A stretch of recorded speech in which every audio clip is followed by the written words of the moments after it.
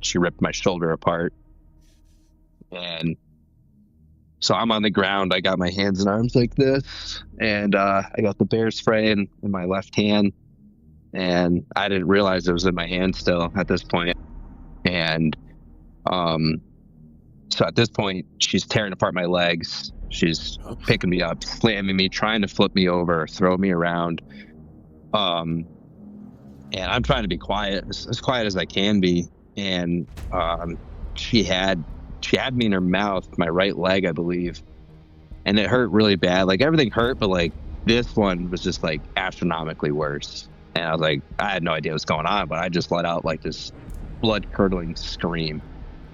And she just drops me like a cat's like done with its toy and steps on my back again. And then what I assume was she went for my head, but I thankfully still had that can of bear spray in my hand. And so when she bit down, she actually like got my, not sure if you can see it clearly, but got this hand. And then she also got my wrist underneath my watch. And simultaneously to that bite, she got the can also, which she punctured the can.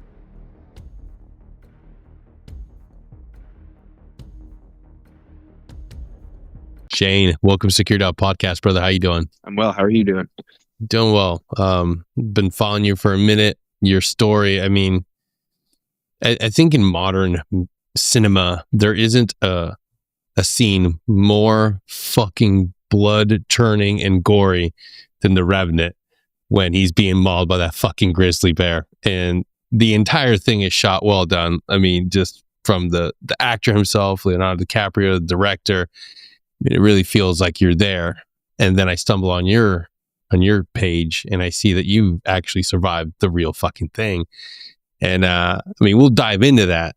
But before we dive into the details of surviving a grizzly bear attack, let's dive into your story, man. Like, how did you find yourself in the military? And tell me what life is like. Oh, man. So it's kind of a rocky story. I mean, so ultimately 9/11 happened and I was in 6th grade, so couldn't join then. But I did tell myself I was going to join right out after high school. And that's kind of a promise my dad kept reminding me that I made with him throughout the years, because I almost dropped out a couple times just to join the military and go. And he made it very clear that it was very important to him that I graduated high school at least, which I'm super, super thankful for him pushing me to do that, regardless of the outcome of my military career. So yeah, I guess it started with that. And it also kind of started with me somewhat romanticizing seeing my brother in his ROTC uniform, or JROTC, sorry. And I was like, that's fucking cool, man. Like, I want to be like that when I grow up. And I always looked up to my older brother in a lot of ways. And so those were the two main reasons that kind of pushed me to go that route. So I got kind of screwed over by my recruiter, as many of us do. A tale as old as time. I know, huh? He really pushed me to just join. And so he kind of talked me into joining the reserves. And he's like, listen, man, you join the reserves before you're out of high school. That's a year off your contract. That's only 19 years you got to do to hit 20. And of course, I'm like, yeah, sure. That sounds legit. Yeah. So I joined it into the reserves, and lo and behold, it doesn't work that way. And so I went to basic training. I went to Fort Benning, Sand Hill, Bravo 247, and I came back home, finished my senior year of high school. So I did the whole split up thing. I left again for AIT, and then I got back from AIT, and my recruiter was like, you can always just join, active duty once you get out of school. I got back, and the active duty wanted to take me. They were like, we're not taking prior service right now. And I'm like, well, shit, dude, I just graduated school. It doesn't make sense, but whatever. So I ended up getting to my unit, and I tried going active again, and they were like, no, we got deployment orders. You're not going anywhere. And I'm like, oh, okay. So I go to Iraq. So I was actually like stationed in Kuwait, but we drove from Kuwait into Iraq all over, and we just fob hopped all over Iraq. So I was in a transportation company, which most of my career has been transportation. I'm a mechanic and wrecker operator, but yeah, so pretty much did that. It was great. I mean, you know, What time period was that? so that was 2010. I got into the country. Yeah. So still I mean, lots of IDs that time period. Yeah. You know, I never got hit.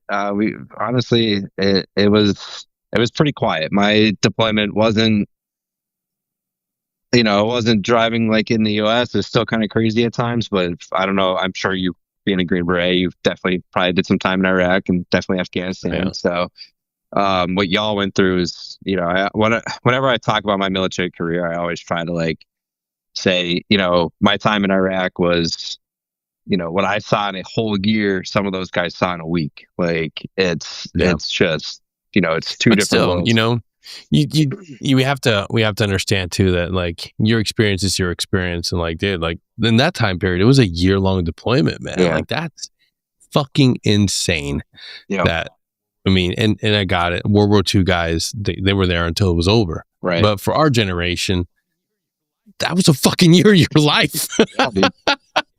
Yeah. People don't get that either. Yeah, I was there for 11 months. 11 months. Yeah. That's a lot, man. That's a fucking lot, dude. Yep. And the thing that I understand completely is maybe you didn't hit an ID, but you drove every single fucking day under that threat of like, fuck, am I going to hit something? Yeah. And that's that. And it's, you know, that brings about a lot of fucking stress, man. I still talk to my guys that are like, dude, I hate driving. If it's more than 3 hours, I fucking hate driving. Yeah. So it's no small task, man. And hats off to you, because our motor T, our record drivers, our mechanics, like unsung fucking heroes, man. I don't want to fucking do the job, and I certainly don't want to do it in Iraq or Afghanistan or any shithole where it's hot, blowing heat, like dry. The people can't understand the blow dryer hot. Yeah, right. Fucking. So yeah, dude, like you guys kept it moving. You guys kept us on the fucking road, man. And you continue, everybody right now, every motor T, record driver, mechanic, you still fucking do that day in and day out. It's always ungrateful. We jump down your throats getting those vehicles dispatched, and then we bring them back barely serviceable. Oh yeah. I've exchanged some colorful words with operators before. Yeah, man. So please, dude, don't ever minimize your experience because it wasn't on the cover or wasn't turned into a TV show. Because let's fucking kill that myth. I love saying that. Not every deployment is going to be worthy of a fucking 45-minute episode of Navy SEALs on CBS. I recently was having breakfast with a gentleman. He's like, you watch Navy SEALs on CBS? Great show. And I'm like, exactly. It's a great show, man. I'm first of all, we all don't look like that.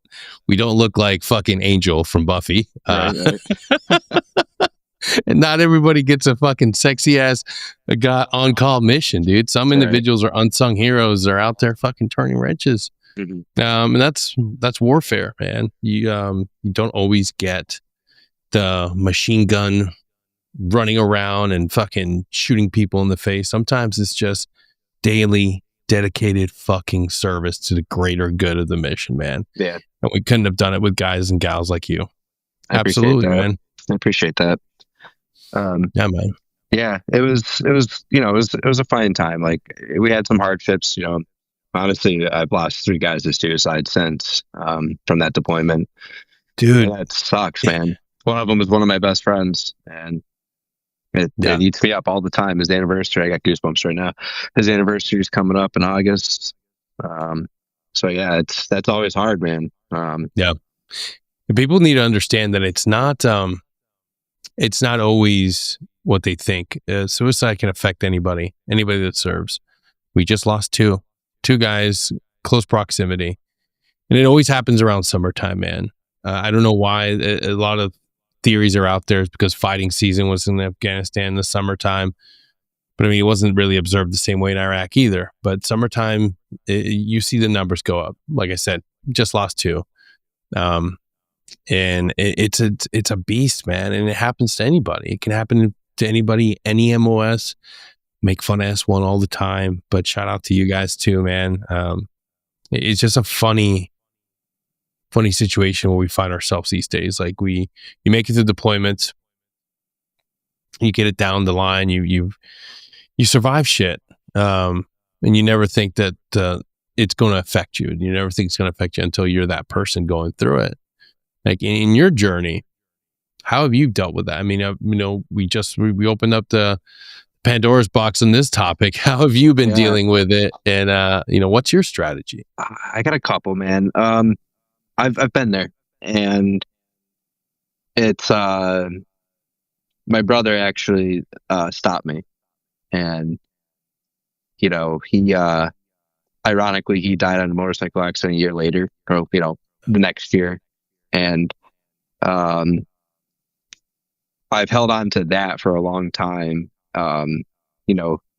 It's one of those like live because he didn't get a choice, Yeah. So anytime I'm feeling a certain way, I try to remember that experience with him and how he kind of talked me off that ledge. And it's been up and down since. I've had a lot of things happen in my life, aside from the reason why we're talking and the deployments and stuff. The other thing is like I just try to be a role model. I just got back. Well, not just got back, but I was in Poland on a deployment or rotation, if you will. And it was interesting because it was the first time I was in an active duty status as a leader. So I was a squad leader at the time.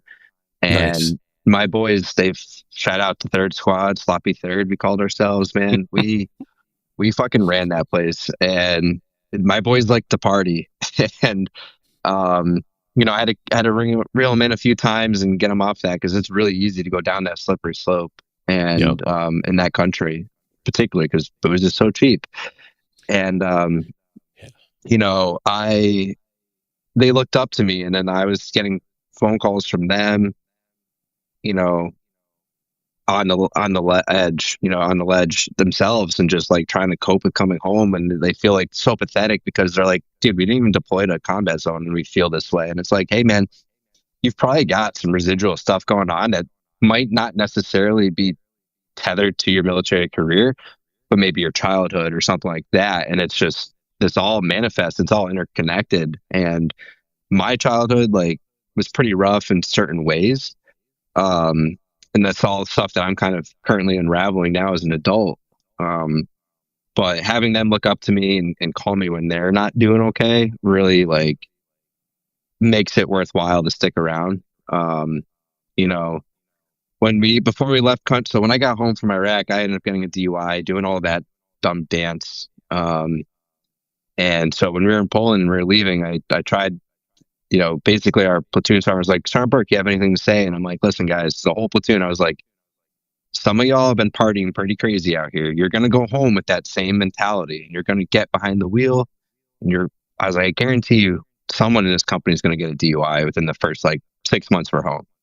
Don't be that guy. It's not worth it. Do your best to not be that guy, and unfortunately, one of my guys got one, and then another guy in my platoon got one. And, you can only lead a horse to water. You're not going to make him drink, but, Absolutely, man. Yeah. Absolutely. So, yeah. And then, booze is also just such a toxic thing. I'm drinking a non-alcoholic one right now. And, that's always been kind of my nemesis with bad thoughts and stuff. So, try to navigate that as well as I can, but I'm only human, but yeah, absolutely. So, and then I've also I've helped a lot of friends that have been going through the same thing, and I always try to answer my phone for them and be there for them or show up any way I can. And it really makes you feel like you're not alone when someone trusts that they can call you and you can show up for them. And I think that's helped me a lot. So if that answers that question. Yeah, absolutely, dude. It sucks, man. alcohol is that thing that has taken so many lives in my own journey, man. I've lost more friends to alcohol and drugs than anything. It's the one constant, dude, that we get handed as a resource. And next thing you know, like it's so fucking hard, specifically with this one individual, because he didn't want to believe there was anything fucking wrong with him. And he was so good at hiding his disease, so good at hiding it. I mean, if you're listening and you even question yourself and how much you're drinking, do yourself a favor, do a 30-day fucking cleanse. Just take it out of the system. Just fucking stop for a little bit. You know, it's too many lives are being lost, man. Like, you never know when it's going to become something that's an issue. And that's a reality, because I've known this individual since since day one of being a Green Beret, day one. And now this dude's destroyed. He destroyed everything. It was a self-fulfilling prophecy is what it was. And it came true. Absolutely came fucking true. And it sucks. And to see where the wreckage that it creates, the lives are destroyed from just one substance that gets underneath and just fucking destroys you, man. It's volatile. Oh yeah. And it just changes everything, and it just ruins it, man. Because forever, like, that incident is now tied, like, to who that person was. And he was more than that. He was more than the alcohol. He was more than the disease, because it truly is a disease. He was a fucking great individual, amazing, strong individual, and then it fucking destroyed him. Like, you can't liver disease, man. Like, what are you gonna do? You can't come back from that. Like, just slowly fade away. And that's just one individual this month. There's another one recently. And that just fucking hurts, man. And if you're listening and you're struggling, just know you're not alone, man. There's so many resources for dealing with alcohol addiction. Reach out. I'll put some in the episode description. You deserve more. You deserve a greater life. You deserve to be the best version of yourself. And sometimes it means walking away from alcohol. Yeah, man. It's not easy, but we just gotta keep moving along, keep advocating for the right stuff. Like, yeah, that was really, really, very well said. I appreciate that take a lot, because I've been struggling with that for the last few months, actually, where I've been making some risky choices and just not being the best version of myself. And that's why I decided to take a 30-day pause. I did have one last night, but I got some bad news yesterday that my dog has bladder cancer, and I just needed to take her for a walk and have a drink. So that's what I did. But I had one, so that's it. Yeah.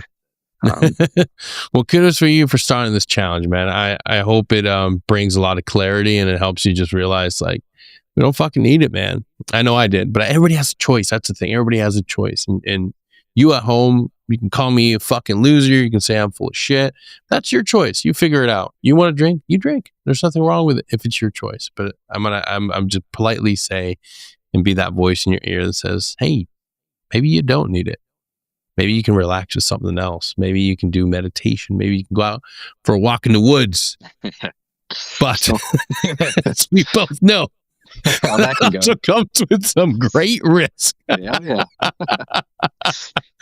So how did you get introduced, or was nature and being outdoors always a part of your life? It was, yeah. I grew up with, like, it wasn't our property, but we had like 200 acres behind our house. We had full range out there. The property owner didn't really care, as long he made money off his trees, so he just didn't want us to fuck with his trees. But outside of that, he really didn't care. So I was always out in the woods, and I was always mostly by myself. I'm a loner through and through. It's funny because I do have a lot of friends. I'm very social, but I need that time to myself to recharge and just get away from all the bullshit and drama and stuff. So yeah, I grew up with, my father was an outdoorsman. He taught us to, respect wildlife and nature to the best of our ability. If you see an animal suffering, you end it. If you kill an animal, better not make it suffer, things like that. And I just really, after my deployment to Iraq, I actually, first thing I did when I got home, aside from drinking a lot, I ended up buying a camera. And so that quickly became one of my passions. And for about, I don't know, 2 years, I was always with a camera, and then it broke, and I was just like, oh, okay, like I'm too poor to afford another one, so fuck it, I'll just kind of put that in the back burner. But I still was always out and about in nature, and I discovered rock climbing, which through and through saved my life. Like really gave me an outlet to get away from being such an alcoholic, I guess. Like I'm not afraid to, openly admit that I definitely at one point I was an alcoholic. And but climbing really saved me from that, because it just gave me something to focus my energy on. And you can't really perform well the next day as an athlete if you go out partying until 2 a.m. the night before.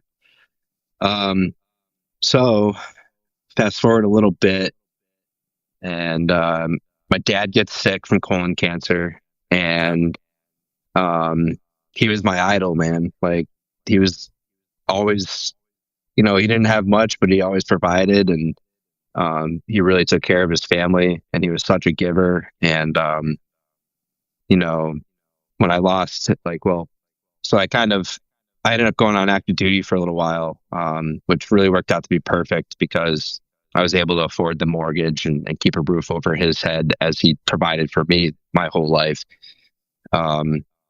And just really pay it forward before he left this realm. And so while I was on active duty, I was making pretty good money. And so got all that BAH and all that shit. So I went out and bought a crazy expensive camera and got back into it. But then I had to focus on wildlife. And again, just like finding something positive to focus my energy on instead of the negative stuff. And it really took off, and I did really well with it. People were really interested in buying my prints and stuff. So it was just kind of nice, and got me out of the house, got me in nature. And I really wanted to offer that back to people and show people my experiences through photography. And so not a lot of people can get that close to wildlife and without like a good zoom lens and stuff. And so, yeah, so that's kind of what really got me into it, is just a lot of trauma, I guess. And yeah. And, I like anything good, it's bound to, I don't know, fucking give you a dose of trauma too, I guess. That was, yeah. So yeah, that's how I got into nature and what it does for me. And it continues to do for me even after this experience. Yeah. So take us through that fateful day, man. How did it start off? Like what set it off? I know it was just a normal everyday hike, but how did it start? So it technically was my wife's honeymoon. We kind of rushed a wedding because after getting home from Poland, we discovered that I had a brain tumor. And so I had to have like a pretty risky surgery to remove the tumor out of my head. And so we just got married just in case I died. She would get what she was, entitled to. And my family wouldn't come after her for the money because, she was in my will, obviously, but not as a married lady. So we got married, and then I recovered. She had some health issues she had to recover from. So we didn't go on our honeymoon for 2 years after our wedding. And so we drove west. We love to travel. And so we just basically wanted to do a big circuit of national parks and go rock climbing and see friends and family that we haven't been able to see in a while. So we started off in the Badlands, essentially. It was like where I kind of like started the trip in my own head. Hung out there for a few days, went to Yellowstone, hung out there for a few days, got my grizzly bear fix. And the one animal that was really on my list that I hadn't seen yet was called a great gray owl. And they're just kind of like, they're a really big owl species, mostly found in like British Columbia and Western America, Northwest America. Very beautiful birds, pretty incredible. Just really cool to look at. I've never seen one, so I really wanted to. We did a little bit of research on where to find them, and TripAdvisor advised us that you could find them on Signal Mountain. And So her and I and the dog went up for a walk up the road, which is a paved road, and the rules of the park are dogs are not allowed more than 100 feet off the road. So we walked up the road for about a quarter mile, maybe half a mile, and we actually ran into. There's a lot of people up there. I had my bear spray. She had her bear spray, and after like a mile or a quarter mile to half a mile, she decided she'd turn around with the dog, go back to the car, and kind of plan out the rest of the night itinerary because we had a 2 hour drive south to go to a campground. So I continued.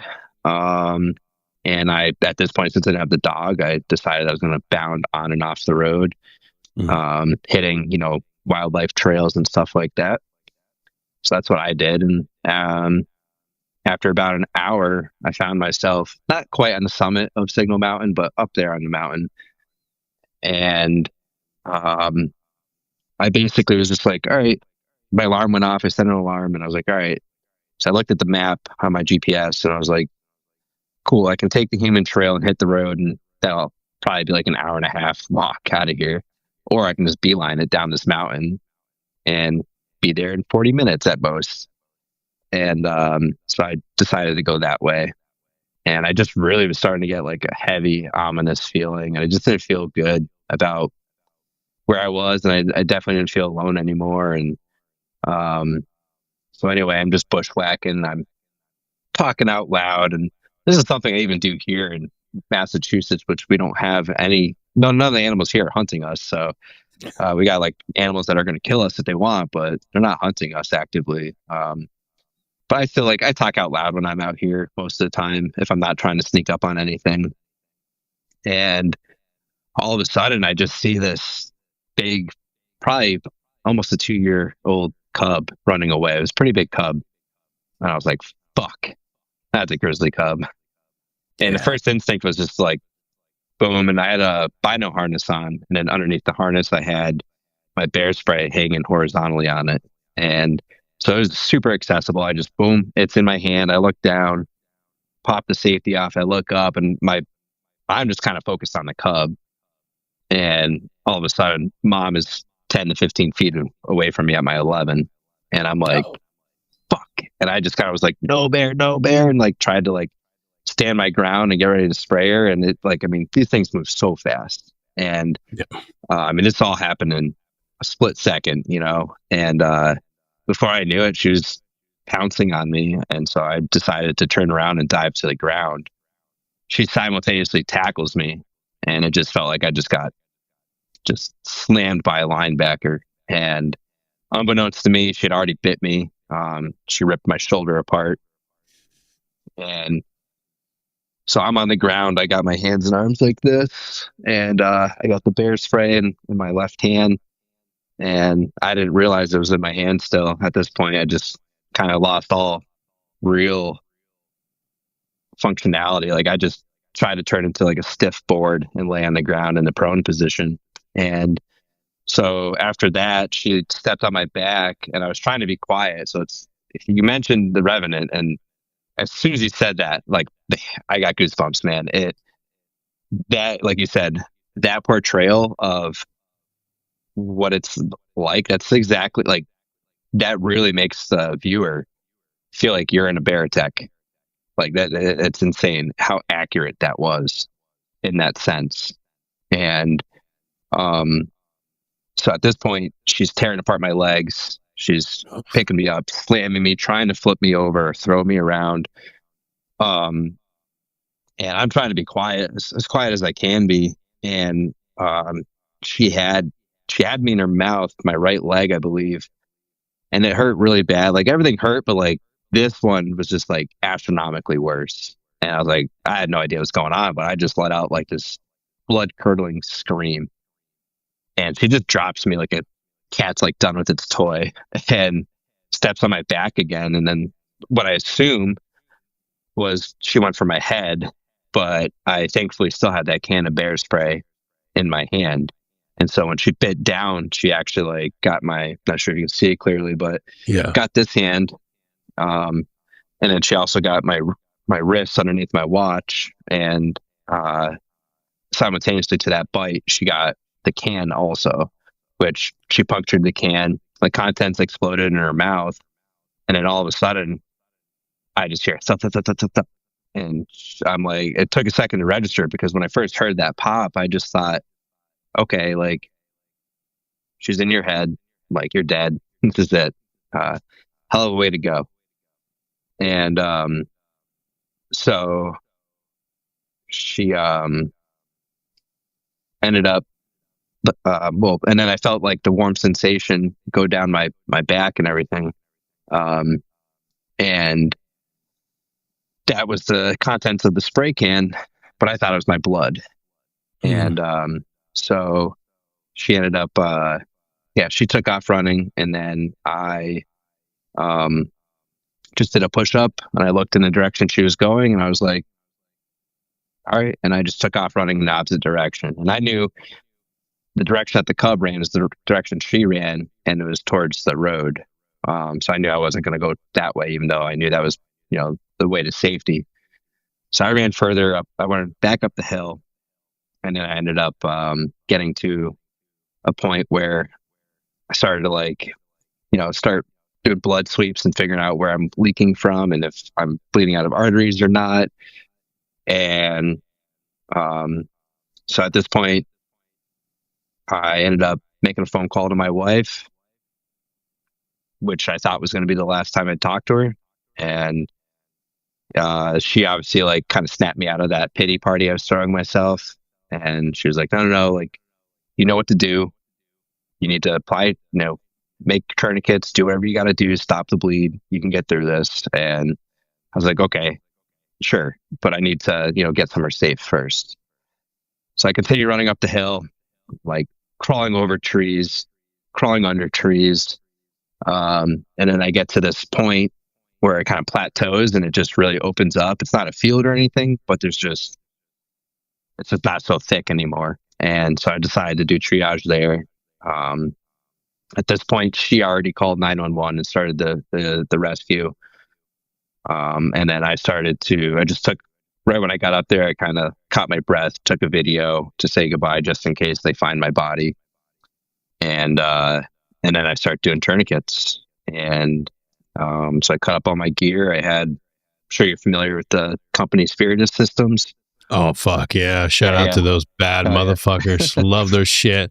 Me too. So I had a fanny pack on from them, and it was funny because I didn't cut it. I was able to put it around my leg and twist the fanny pack real tight and tie a knot in it. Because I don't know why, but I was trying to preserve. I didn't want to ruin it. I mean, you're just not gonna ruin one of those fanny packs. Yeah. I mean, let me tell you, shout out to those boys because that shit. I would have done the same thing. I'm like, wait a second, this costs $60. Yeah. I'm not cutting this back. My wife's like, don't worry about your gear, just fucking cut it. And I'm like, you don't understand. It's Spiritus Systems. So I ended up. It was funny too, because so I did that. I used my my camera strap. So I put 3 tourniquets on my legs. I really couldn't do much else. I couldn't tell what was going on my shoulder. I knew it was rocked though. And so I basically kind of waited. I was on the phone with my wife. Then I ended up calling dispatch, talking with them, and finally they're like, hey, all right, we're gonna put a helicopter in the air. Let us know if you can hear it. And I'm like, hear it? Dude, I can fucking see it. And they're like, you can see that? I'm like, yeah, dude. And she's like, all right. She's a sweetheart. I can't remember her name, but shout out to you if you listen to this. So she's like, all right, we're gonna give me some directions so we can fly it towards you. And I was like, yeah, just have them stop, turn to their 3 o'clock and fly. And they're gonna fly right over me. And she's like, she must have obviously said that to them. They fly right over me. They circle back around this way. I tell her to tell them to stop again and do it again, 3 o'clock and fly. And then they turn to their 3 o'clock and then they're like, oh, we see them. So as soon as that happens, I was like, oh, they're like hovering over a field kind of. And I was like, all right, I don't know why, but I'm just going to crawl to them. Fuck it. And I start low crawling. And as I started that, I made it 6 or 8 feet. And then I hear Shayne Burke. And I turned around as a ranger right there. And That was like the first like real relief I ever got. And then it was like as soon as he comes over, and of course the first fucking thing he does is cut that spirit system fanny pack off. I'm like, no. I was like, God, Son of not my fanny literally, I pack. was like, why? I was so pissed, but it's all good. Please tell those me the guys- boys, the Spirit of Systems got you a new fanny pack. Did, man. Adam showed up full-heartedly. Shout out to Adam. Yeah, good dude, good company. And since then, I've definitely been promoted in their company. I love those guys. So yeah, they he starts just working me, you know, with like cut all my clothes off. I got fucking Rangers everywhere. And then they just start triaging and you know, packing every wound with fucking gauze. And just like, you know, first thing I said was like, you know, obviously I had a conversation about the bear, but I was like, no, my blood type's B positive or B negative. You know, I got wounds all over the place. I'm pretty sure something's wrong with my arm because I can't move it very well, and blah blah blah. And like, so yeah, they just worked me. They packed me up and then picked me up the helicopter and flew me to a nearby parking lot. Threw me in the ambulance. And then I got to see my wife for the first time, which was really kind of funny because I was super dismissive because I was like, just, all right, I love you. Hi, bye. I want to go to the fucking hospital. And then we sat in that parking lot for like another 45 minutes. Because basically essentially when this happens, and they're a protected species. So when this happens, there's a few things that gotta kind of happen. Maybe not so soon because I mean, I wasn't considered urgent anymore. I was stable. Yeah. So they came in and started their investigation right away. And he asked me a bunch of, you know, questions and asked me like, oh, what kind of bear do you think it was? How do you know it was a grizzly bear? And so I just told him all these, you know, facts I knew about what I saw and what I know, how it was behaving, stuff like that, what I was doing out there. And so they, you know, confiscated my phone, my camera, just to make sure that I wasn't provoking the bear, you know? Yeah. And because essentially there could be, you know, either I was just in the wrong place, wrong time, and the bear was acting in natural capacity, or that was a bad bear, or I was being an idiot and getting too close on purpose, which those things happen. So this guy comes in and he's like, I want to take pictures of your wounds. I'm like, okay. And so he like lifts up my shirt or whatever the fuck I had on me. I can't even remember. And he's like, ooh, we got to repack this. And I'm just like, you're kidding me, dude. And so they pull all the gauze out, redo everything. There's like, one of the guys said it was over 40 feet of gauze that they put in me. That's not fun. That's not fun. So after that, they took me to the hospital, and then we get into, you know, the ER. And then even then they couldn't put me in for surgery because I had just had lunch prior to going out there. So I had to wait for a little while. And I got to make some phone calls and just let people know what happened. And yeah, so that was that. I went in for surgery. I got 62 staples, some internal stitches. They didn't even x-ray my shoulder, so they didn't know it was broken. I got released the next day, and then we hung out in town for a couple of days waiting to get my phone and camera back while they conducted their investigation. And then we drove home. And it took about 2 weeks to get home because we you know, we stopped and stayed with friends. We got to see the people we wanted to see originally, obviously in a much different light. And yeah, we just took our time getting home. So, but yeah, it was pretty crazy. That was pretty fast paced. But that's the gist of it. From where the attack happened to where they found me was about 200-yard dash uphill. Not to fluff my ego, but when I recently met one of the Rangers, her and I got pretty close. Her name's Isabel, and she's really badass. She's a Navy vet. But we're talking, and she's like, "You're a badass motherfucker, dude." She's like, "I had to hike up what you ran after getting mauled by that bear, and I could barely do what you did."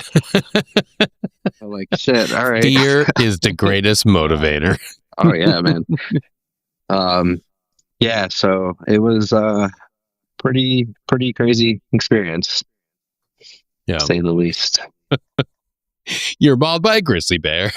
Yes, sir. Dude, what was recovery like for that? Oh man, it's ongoing, but so let's see.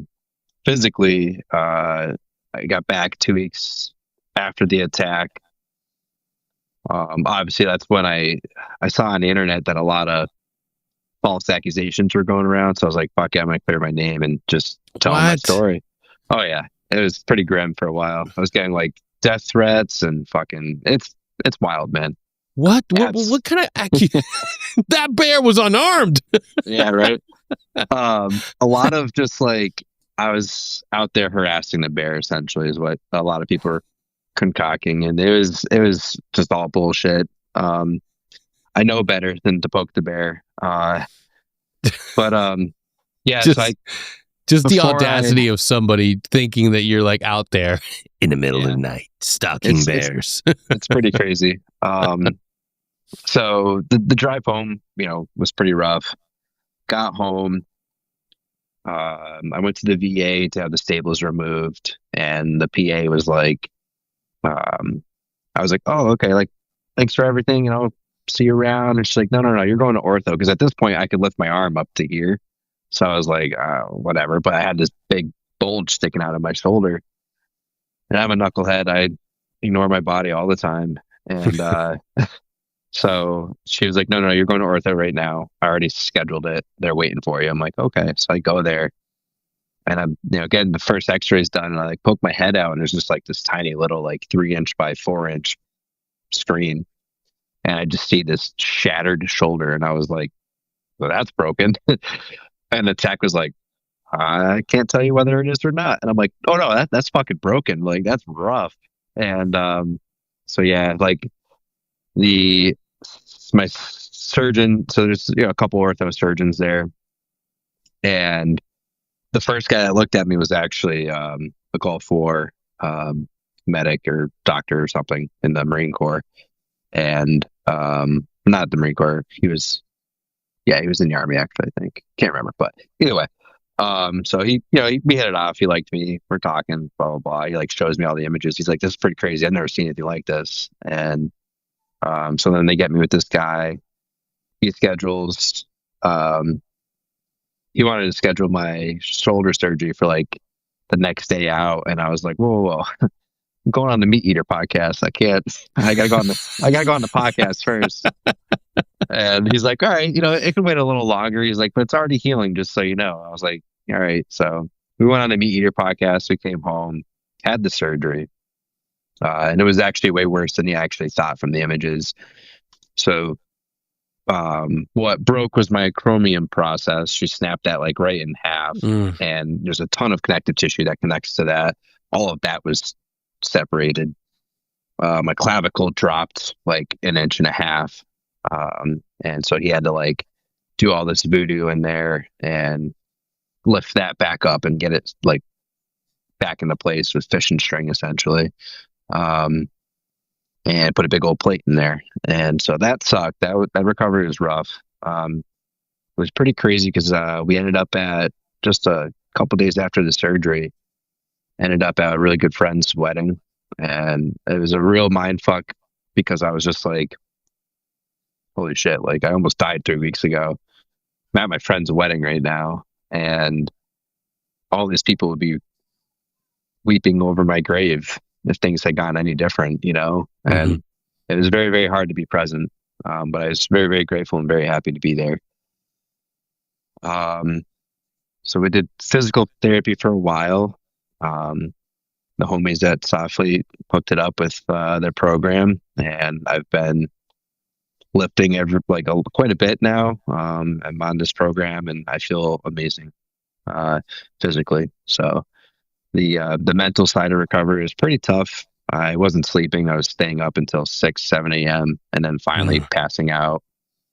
I ended up getting on some psych meds for the first time in my life, and just navigating that. The nightmares have pretty much stopped. At first, it was just constantly, not even just of bears and shit. It just was like, anything, man. I just couldn't sleep. It was wild. So we just passed a year. So we're at like 13 months now, almost 13 months since this happened. And, yeah, I bounced back. I've been through a lot, and, I'm just happy to be here and continuing to be alive and try to thrive the best I can. So, Yeah, man, to bounce back from that takes a lot of guts, dude. That's, talked about the nightmares. That's something we don't think about or talk about when somebody overcomes something really traumatic, whether it's, an engagement down south, something happened in combat. We don't talk about all the psychological implications of facing a life or death situation. Like, that's really difficult. That's the unseen battle, because I'm sure just being here and holding space with you while the camera shut down, everything that happens behind the scenes, like, you have a good temperament about you. You're upbeat, but you can see that you've dealt with some shit in your life. You've overcome some things. But how do you put it all together? What are some of the things that kept you in the fight, so to speak? Honestly, man, like, as weird as it sounds, like, when I was getting mauled, I literally just thought about my dog, and I thought about how happy she is to see me when I come home every day. And I just knew, like, I could be taking that away from her. And that really, like, kind of kept me in the fight. Knowing that my family has already been through so much. Like I said, I lost my brother. He was 27 when he died. He took my dad with him. My dad never recovered from that. My dad died at 58.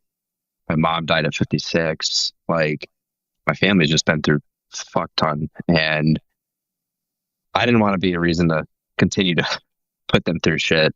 And then so many people fought for me that day, like, a lot of people put a lot of effort into making sure that I can sit here with you today and have this conversation. And so that has resonated with me quite a bit. First responders don't get enough credit for what they do.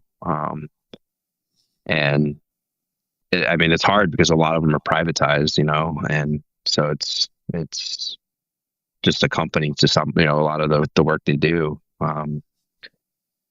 So yeah, I think those are the main things, and like, Yeah.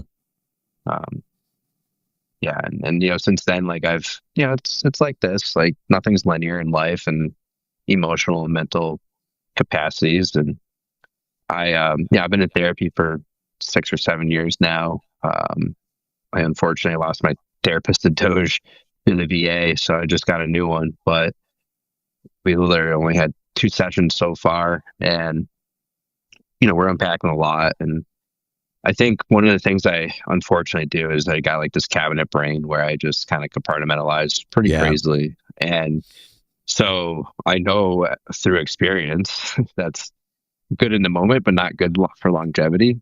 So I've really been working hard to keep it unpacked and not process it.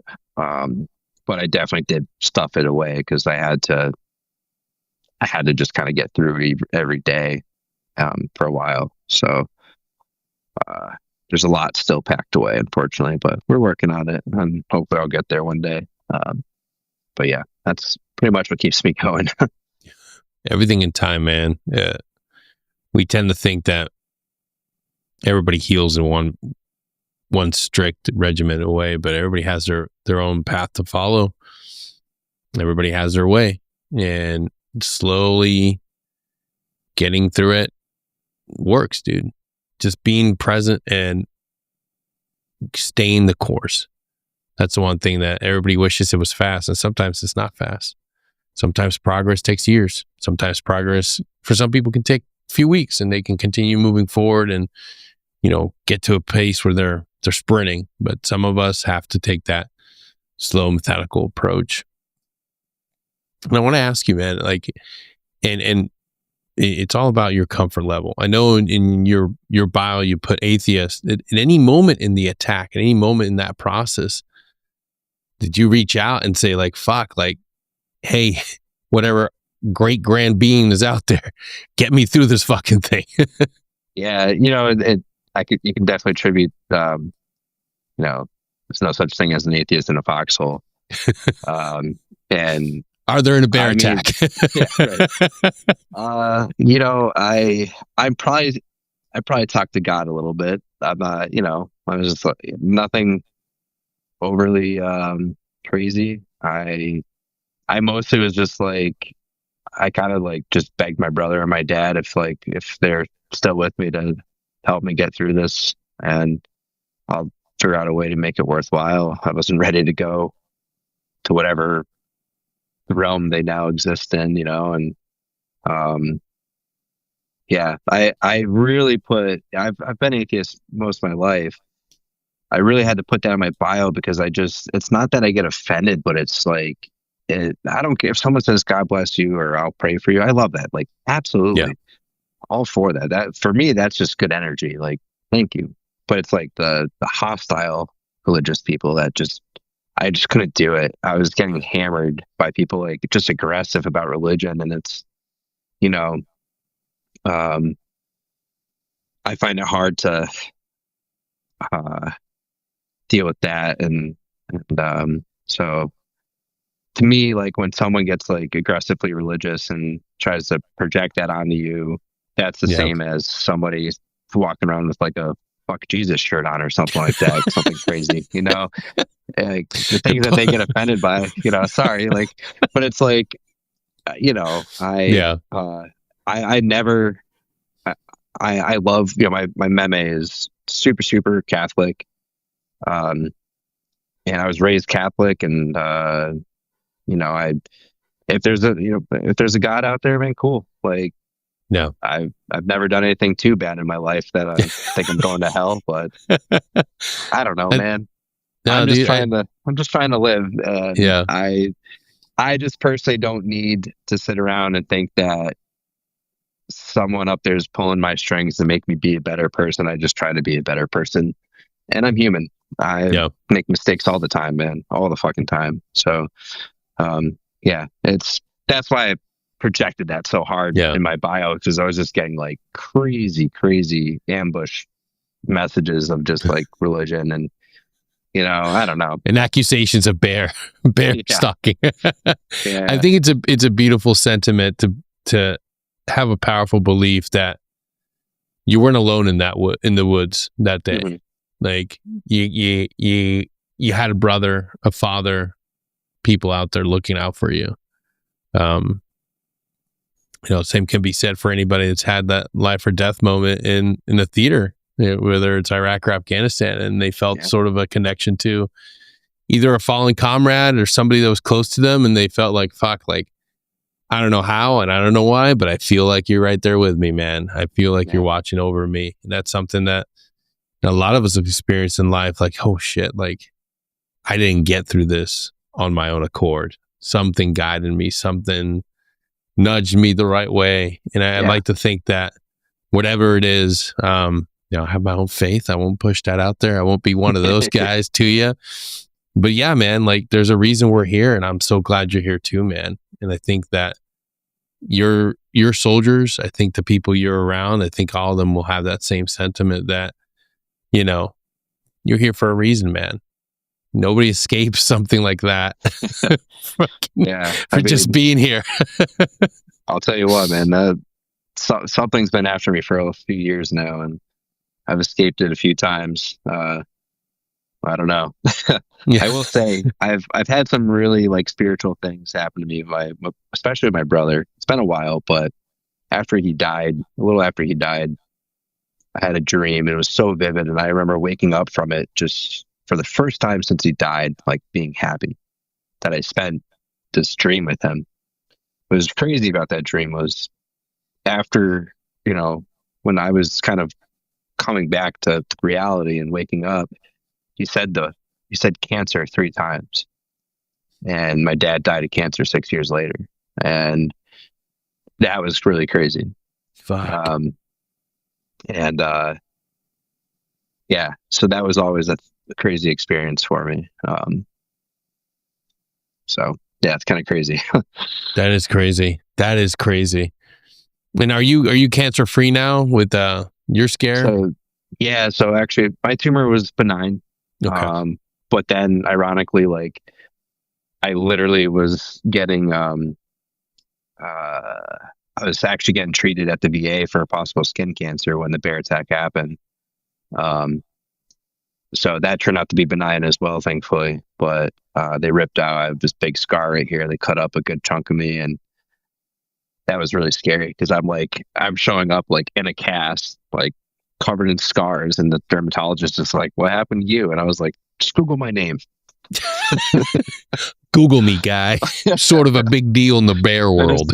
This dude was like, "What the fuck?" It was so funny. Oh yeah. Oh man. So what's next for you, man? Have you thought about writing a book about the incident? I am very aware of my capabilities and definitely not a writer. I can write like short stuff, but no, I don't know. I want to do something cool and just, I don't know, like for other people eventually. It's just right now, I just got to kind of keep my head down. I work for the Department of Defense. So I, through this, like, they burned all my sick leave. I owe them over 100 hours of sick leave still. I barely accrue any fucking leave at all. So I really like can't just go do whatever I want right now because what's the next emergency, you know? So I'm trying to like accrue as much leave as I can.